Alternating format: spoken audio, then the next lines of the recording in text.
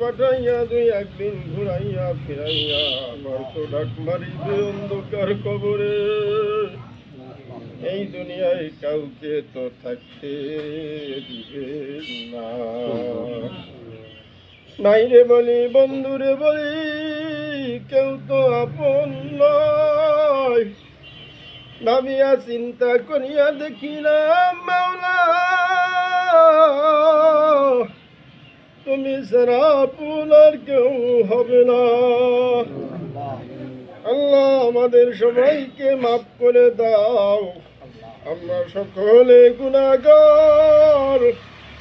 গুনাহ বোঝা মাথায় নিয়ে স্বামীর বেশে হাজির।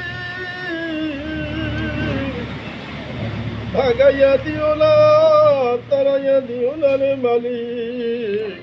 তোমার জমিন থেকে ভাগিয়ে যাওয়ার কোনো রাস্তা নাই, পালানোর কোনো রাস্তা নাই। তুমি যদি মাফ না করো আমরা কার কাছে যাব,